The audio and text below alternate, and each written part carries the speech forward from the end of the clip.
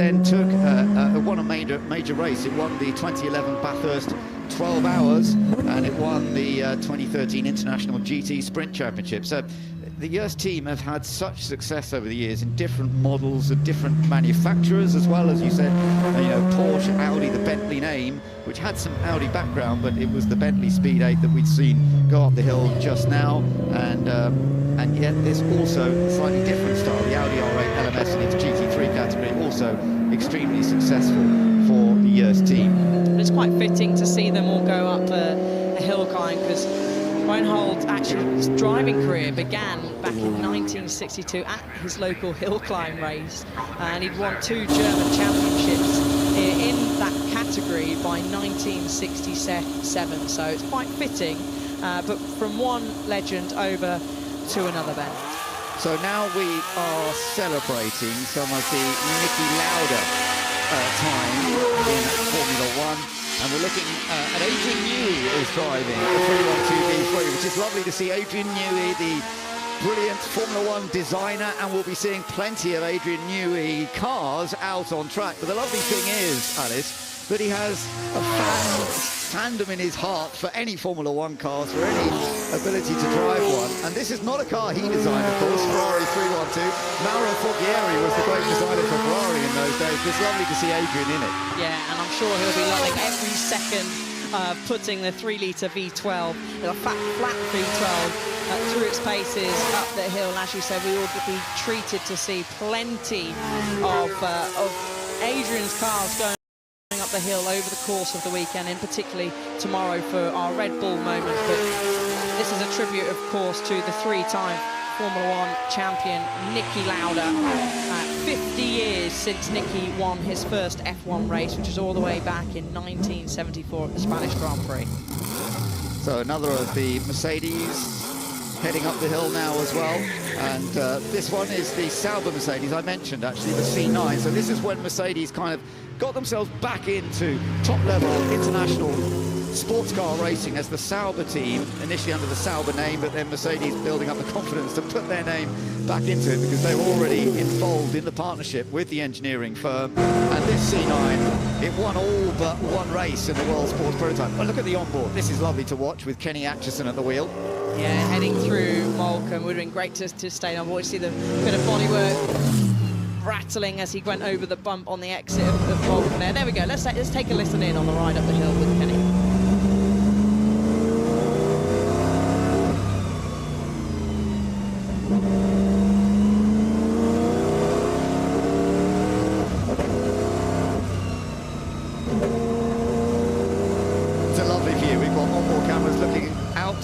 With his view, but also looking at Kenny himself, and you can see there's some real enjoyment going on. He's pushing on quite hard. You've got to be so cautious, especially on the early part of the day here, because there are still the odd damp patches that can be around. A bit more dirt on the hill climb at the beginning of the day. It all gets cleaned up as we go through the course of it. Now, here we go, back to Mercedes history, and we're looking at the Mercedes 120 horsepower. You're looking at a vehicle from 1907, which is when Mercedes first started entering Grand Prix. You know, we've seen the success of Mercedes just recently, last week at Silverstone. This one didn't win first time out. It was the following year that they took their first victory. But this is how Mercedes began their Grand Prix careers. I mean, just absolutely fantastic. You see the passenger on the back there, which would usually have been back in its day, the mechanic, not just to help try and get the car turned in, as you can see, doing a great job, but also there, pumping, using the pump at the back. This has got a 13.6 litre 4-cylinder engine, and Archie Collins at the wheel is a regular that we see at Revival and members meeting as well, and his father Ben, who is in one of the other Mercedes that we will probably be seeing going up the hill, the 1908 version with the 12.8 litre engine, another regular at Goodwood. Yes, indeed, and as you say, we'll be seeing some of these early cars doing the shootout later when they're doing their timed sessions. So that's going to be fun. We've got all these different classes that they will be part of. So that's part and parcel of the Mercedes-Benz 130 years in motor racing. It's a long period, isn't it, for Mercedes? In and out a little bit, because there were times when Mercedes were not so happy. We've also got the BMW heading up the hill. Now, this was actually a Niki Lauda, another Niki Lauda car, because Nicky, although he was very much known as a Formula One driver, he got a couple of contracts. Sometimes it was an opportunity for him to bring in some money rather than spending it all in his early days of trying to get into Formula One. And he actually took victory with this in the 1973 Nürburgring 24 Hours. Despite going off at the first corner, he went off, ran wide, did a bit of damage. They repaired the car, and in the race, that 24-hour race, he actually went on to win it with some amazing lap times. I was looking up some... And he set the lap record, didn't he, that day? He did. He set the lap record, but he also said that he set 3 laps within exactly the same lap time around a 14-mile old Nürburgring within a tenth of a second. They were the same lap time. The skill to do that on a track like Nürburgring, I find baffling. Absolutely incredible, and we already know that he's a champion, but that just solidifies it even more. A fantastic driver. But have a look at some of our highlights, and as always with this batch, we started off with the drifters. Yeah, it was a wonderful smell and sound to get us going. It really kicked us off with the energy of these drift machines, which are hugely powerful, but incredibly accurately driven by the drivers. It's such a supreme skill. And then it was lovely to see the Ligier heading up the hill with Emanuele Pirro in that Formula One car from the late 1970s. A very simple kind of design when ground effect first came into play. Some tyre wear on some of the other drift cars, of course. I was just looking at from that camera shot how close they were getting to the edge of the grass there, talking about their skill, and this is so impressive. Here's another one. Maybe we could say the Eurofighter won that competition, getting ever so closer to the grass there than this BMW here, but still absolutely incredible car control, and as always a Goodwood favourite. Yeah, indeed, and no doubt in time for some fresh tyres later on when we see this batch coming out after lunch. So if you haven't been able to see all of these, don't worry, if you're here at Goodwood, they will be back out a little bit early afternoon, just after sort of lunchtime. They will be due back out once again. We've seen the shadows as well, and the very early shadow with the movable aerodynamics, the early shadow. And we will see, and we also saw the Mercedes as well, heading up the hill with that history of 130 years of racing. Yeah, we did. And finding his way through, and then Jost Racing, the famous Bentley that took that famous Le Mans victory back in 2003. And I believe we're going to head up to the top of the hill, and David is with Goodwood star Jake Hill. Jake, that looks terrifying. It is. It's absolutely terrifying.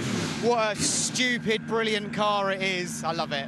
It looks like something from Wacky Races with those trumpets. It is, yeah. I mean, it's something that I think all the 6-year-old in us drew when we were a kid. Do you know what? It's a real pleasure. I mean, Jim, Canadian owner, who owns the majority of the Shadow Can-Am cars that you see here.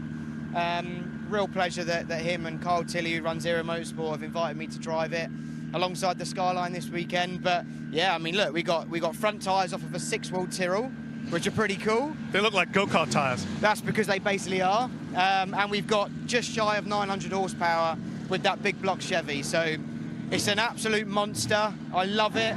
It's very childish, but it's brilliant. And a radiator in the wing, that's the strangest thing. I think what happened is they designed it and went, where are we going to put the radiators? And they thought, oh no, I've got a great idea. So that's where they've ended up. So no, it's a really unique bit of kit. So this is the Mospot car from 1970. It's the first racing Shadow Can-Am car. So yeah, there you go, getting to know my history. Hey, we'll come to you. You're like Wikipedia for these cars. There we go, we're getting there. And of course, it was a bit of a sighter lap for you for your shootout. Yeah, we're going up next in the Skyline as well. I've got to get this back ASAP and jump in my all-time favourite touring car and go and have a rip. So yeah, excited. A little bit more power this year? Maybe. How much do you want it to have? Well, you know, it's going to be enjoyable whatever you're doing, but we're really looking forward to that, and best of luck for the shootout. Thank you very much, mate. Well, now we've got that noisy Capri to calm down. Adrian, this is the second time up the hill in this Ferrari. Third time, actually. Yeah. Oh, we must have missed one. Yeah, indeed, yeah. Enjoying it?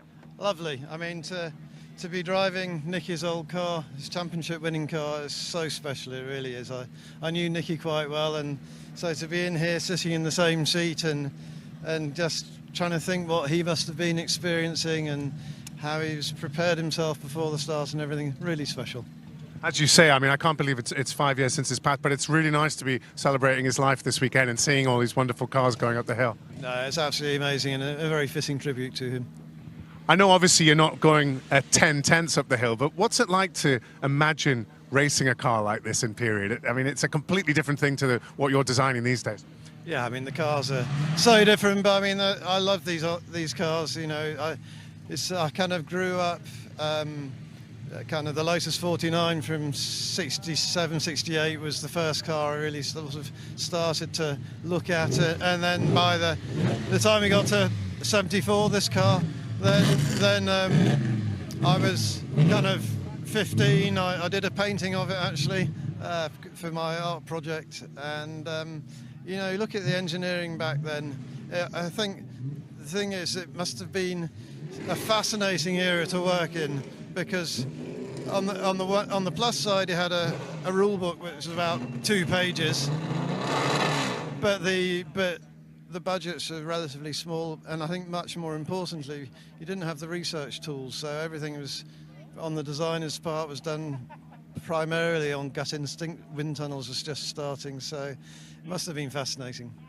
I completely agree. I think the innovation must just have been incredible at that point. And as you say, you just didn't have that sort of flexibility that you've got these days, and you just had to go and see if it worked. Yeah, absolutely. I mean, you know, through to the late 60s, then the cars were all a traditional cigar shape. And then going into the early 70s and through the 70s up until the ground effect era, or the Venturi era, then you had this plethora of sort of explosion of different shapes as designers were experimenting and trying different things. And Mauro Fulguri, I think he was the only designer, as far as I know, who designed not only the chassis but also the engine, so real tribute to him as well. Anything you can learn from a car this old? No, I mean, not really. Just enjoy it. Just enjoy it. Well, it's in wonderful condition. It's wonderful to see it up here, and nice to see you driving it. Thank you very much. Thank you. Well, Harry and I have found a legend in motorsport. Scott Speed, it's so lovely to see you. Open cross, rallycross, stock car racing as well. And this weekend, you're in this. Can you tell me a little bit about it? Yeah, Project Midnight here. Yeah, the guys at Subaru Motorsports set out to create the fastest WRX, and it's been an exciting build and a really cool trip so far to Goodwood. It's my first time here. Incredible hill climb track, whatever you want to call it. Super challenging. Really cool to see all the enthusiasts and fans out here. Special experience. I was going to say, because actually drivers, when they come here for the first time, it takes a while to understand everything that's going on. But then when you get into it, it's such a wonderful experience, isn't it? Everyone talks about how much they want to come back. Yeah, everything from just trying to get into the track every morning to the actual event to seeing all the amazing legendary cars, the people. Yeah, super cool environment. It's been above expectation. Scott, let's talk about this car a little bit more. I mean, it is such a stealthy looking car as well, but it's been specifically built for the hill climb. Yeah, it's specifically built to be fast on this type of surface, the tarmac. Obviously, with a lot of rallycross roots at Subaru, we were tasked to build a car that was going to be fast in this type of environment. So super fun to be able to kind of go to work with some of my open wheel roots and make this thing quick on tarmac, you know, a little bit lower, a little stiffer, some aero bits on it. So yeah, it's amazing to drive. It's super fun. It's kind of a cross between a fast sports car and a rallycross car because it's still 4-wheel drive. Yeah, and you're looking good for the shootout on Sunday. Yesterday afternoon, fastest up the hill? Fastest, yeah. Still a lot to go. It's such a big commitment track. Yeah. What are you thinking when you're going up the hill? What is going through your mind as you're processing getting to the checkered flag from the start line? Well, I've gone on over 3 times, so really just trying to figure out where the corners are. Like I try to watch the videos back as much as I can because you only get 6 runs up the mountain. And I use the word mountain loosely. But yeah, you have to adapt really quickly. It's a lot of blind corners, very narrow roads. So it's very unconventional to a racetrack and unique. I got to go up it for the first time yesterday with Fernando Alonso, who'd never been up it, and we didn't know where the corners were. And actually, there aren't many corners, are there? But the way you have to pick your line is just... it's so tricky up there, and then the flint wall is upon you on the left, and you're kind of like, right, okay. That's a good point because they're not really corners. They're more like kinks, really fast ones that you can't see through. So yeah, like I said, big commitment. I think by the time we get to Sunday and we're up to full speed, it's going to be pretty spectacular. Who do you think's your biggest competition to win the shootout tomorrow? Oh gosh, I don't know. Have you not been eyeing up the competition? I don't know. Honestly, us. I think it's, you know, I'm going to focus on what we can control here and try to make sure that we optimize what we're doing, and we'll try to give it our best effort, and we end up where we do. Great stuff. Listen, thank you very much for talking to us, and enjoy the rest of the weekend. We'll maybe see you as the winner tomorrow. Hopefully. Thanks. Thank you very much, Scott. Back to you guys. Scott Speed, a man on the move. Fast yesterday. We're having more timed runs this afternoon, and then it's all building up to the fastest 20 that will go through to the shootout on Sunday afternoon.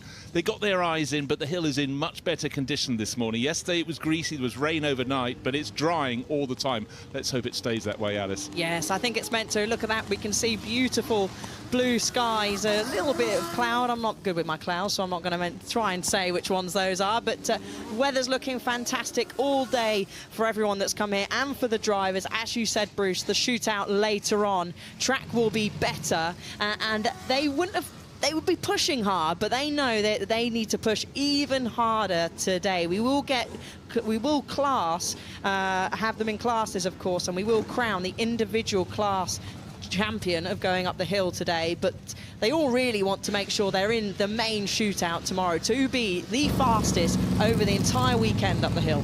And it's fantastic as we see the first batch of cars coming back down the hill. The flint wall is just out of the top of the picture in the trees. This is Molecombe Corner. Looks much easier when you're coming downhill at low speed, but such a tricky left-hand bend over a slight brow. You should have already got your braking started. And then, of course, that's why there's an enormous grandstand there, because it's that moment where you can really, really see how committed a driver or a rider is. And certainly when the drift boys go up, they get the tail hanging out big time, but their precision is extraordinary there. And that's why that grandstand and that bank of spectators there, it's always chock full. And it's great to see at this early stage on this sunny Saturday morning at the Goodwood Festival of Speed, how people are moving around. They've got their programme for the day. They're working out where they're going to go, what they want to see. But of course, they will all be trackside, hillside, I should say, of course, not a track, when that time shootout starts at just before 3 o'clock this afternoon. So an array of cars. It is the great and good Alice of everything. And of course we've got this theme for the weekend, horseless to hybrid. It's from the steam car that launched the day earlier today, and we go right through the greatest and latest technology to where we got to today.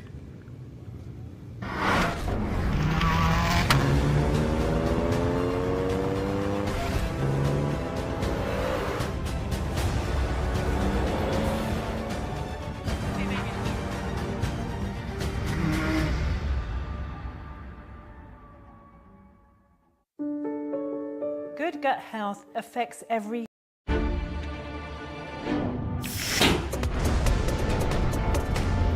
¡Búalú! ¡Que la diversión no pare! To your hormone regulation, to how clever your immune system is. Everybody benefits from better gut health because it makes your body work better. I would thoroughly recommend Goodwood Gut Health Programme. It's been quite life-changing, really.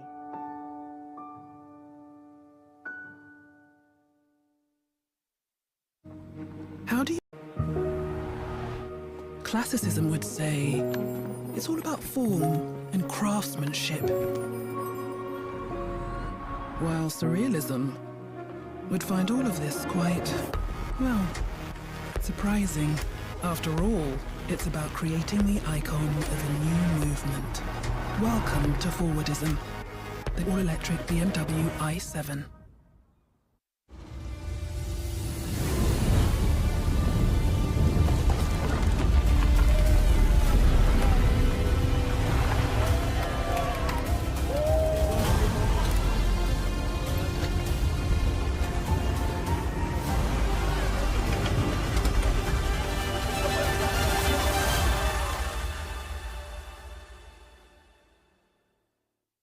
Broadband are changing the game.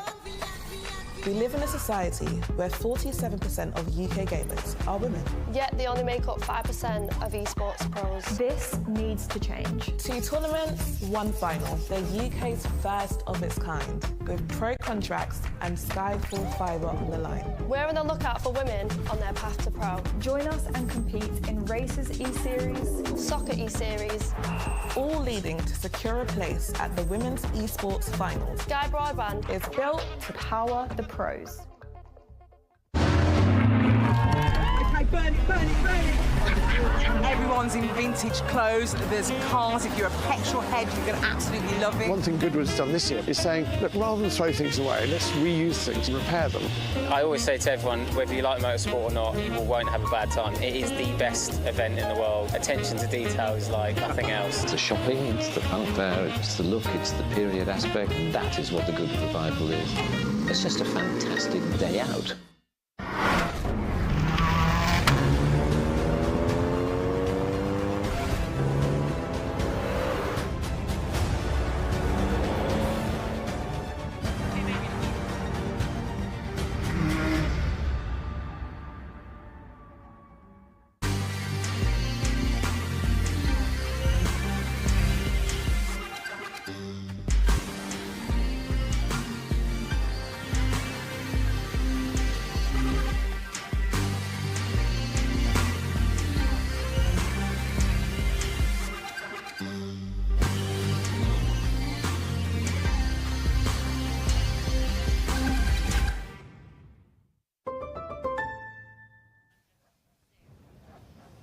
People still moving around the Goodwood estate at this, the 31st Goodwood Festival of Speed. It's a fabulous sunny Saturday morning. Great to see people here so early, and sitting just below the South Downs in Sussex, looking across. The day is so clear. That actually is the Isle of Wight. That is how good the visibility is. So anybody who goes to the top of the hill to see the rally stage, that will be their view as they come down. Absolutely phenomenal. We'll take all this good weather we can get, Alice. Oh, we certainly can. It's not been the best weather in terms of British sunshine over the course of this summer, but we certainly have it here at Goodwood for the next couple of days at least, and it's perfect. And we might have to take a trip up to that rally stage, because what a view that is. Everyone really should. They should ride up. There's a trailer drawn by a tractor that can take you to the top. You can see the turnaround area where David Green has been doing such sterling work over the last couple of days, speaking to the great and good. And then you can walk down past the rally course and carry on down the hill. There's the Bowler Off-Road Arena. You can get a ride in absolutely extreme vehicles that get plenty of air. And then down right where we are here, as we look at the timetable ahead, is Molecombe Corner. So the main theme is coming next. Again, that's horseless to hybrid, and the later cars and bikes from 1970 to 2024. That will be followed by First Glance. What is First Glance? These are cars that have never been seen in public before from the major motor manufacturers. It's a real showstopper here. And then, of course, GAS, the warm-up show, is going on all day down near the cricket pitch. And then the supercars. We have a little saying now, 1,000 horsepower, or you're not coming to play. That's at 10:45. Truly extraordinary vehicles. Right, batch 4 comes along, hopefully at 11:40. That'll be headed off by Formula 1 cars through the ages, and then an amazing array of racing bikes from the Isle of Man TT, celebrating 75 years and more. And dirt bikes entertaining as well. And then the rider who has just taken the record for the most TT wins, 29 in all. Just going to say that again, 29 wins for Michael Dunlop. He'll be on the balcony in front of the house at 12:20. And then back to the same theme as we're just about to have, but the very, very early vehicles, from the steam-powered to those with propellers, and then on through the technology. And then at the MG moment at 1:15, it's 100 years we're celebrating of MG, and that is the two cars up on the Jerry Judah sculpture in front of the house. There'll be a big moment then at 1:15. Going on through the day, the gas show goes on all day, getting lots of air on bikes and all this other vehicles down at the bottom of the site. Then the F1 cars come back out, and again those Isle of Man TT heroes and the great and good of motorbike racing are here to ride those at 2 o'clock. And then the time shootout. This is where we decide who is going to win each of the classes of cars that are going to be competing, and they're all in their particular classes. And then at the end, doesn't matter what class you're in, they're taking the top 20, the 20 fastest crews up the hill. They will go through to the shootout on Sunday.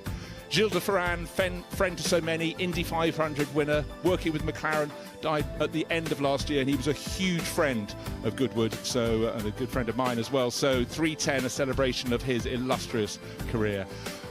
Main batch, theme 2, again, that will be 1970 to 2024 as we move through turbocharging, ground effects, V10s, diesels, hybrids, and up to the modern day with sustainable fuels coursing through motorsport. That's at 3:35. Then First Glance, the cars that have not been seen in public before, and the best of the latest road bikes at 4:05. And going towards the end of the days, if you've still got a checkbook in your pocket, that's how old-fashioned I am, 4:45. Take a look at the most amazing supercars of the day. And then as we wind it down, the Saturday here at Goodwood, best trick, that'd be worth looking for on the gas arena. And then the main theme again, from steam to turbocharging, batch goes up the hill at 5:40.